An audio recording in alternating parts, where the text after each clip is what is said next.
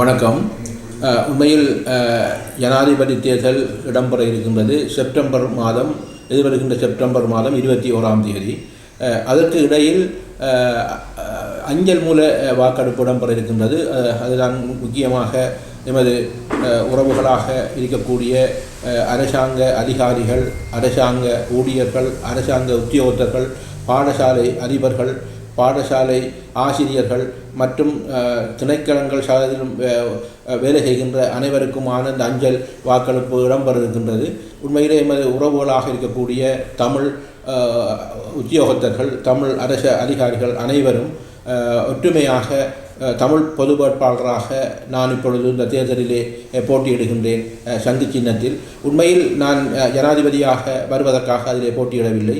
உங்களுக்கு தெரியும், பல விடயங்கள் எங்களின் இந்த விடுதலை போராட்டம் என்பது கடந்த காலம் 75 ஆண்டுகளாக இடம்பெற்றிருக்கின்றது. கடந்த 8 ஜனாதிபதிகளுக்கும் நாங்கள் வாக்களித்திருக்கின்றோம். எங்கள் தமிழ் தலைவர்கள் அவருடன் பேசியிருக்கின்றார்கள். எந்த ஒரு விடயமுமே அதிலே தீர்க்கப்படவில்லை.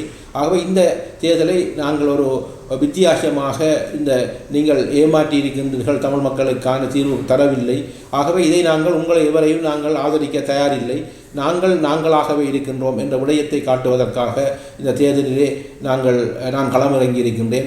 அதிலே கூடுதலாக செப்டம்பர் 21ஆம் தேதி தேர்தல் இடம்பெற்றாலும் கூட அரசாங்க ஊழியர்கள் ஆகிய நீங்கள் எதிர்வருகின்ற செப்டம்பர் 4ஆம் தேதி, 5ஆம் தேதி, 6ஆம் தேதி சென்று அந்த தேசிய கடமையை நீங்கள் செய்ய வேண்டும். ஏனென்றால் நீங்கள் ஒரு எடுத்துக்காட்டானவர்கள், ஒரு அறிவுபூர்வமாக சிந்திக்கின்றவர்கள். ஆகவே இந்த விடயத்தில் நிச்சயமாக வாக்களிக்கிறதுக்கு நீங்கள் சங்கு சின்னத்துக்கு நேரே வாக்களிக்க வேண்டும் என்பதற்காக இந்த விடயத்தை நான் முன்னிறுத்தி இந்த இடத்திலே இந்த செய்தியாளர் மாநாட்டிலே நான் தெரிவித்துக் கொள்கின்றேன்.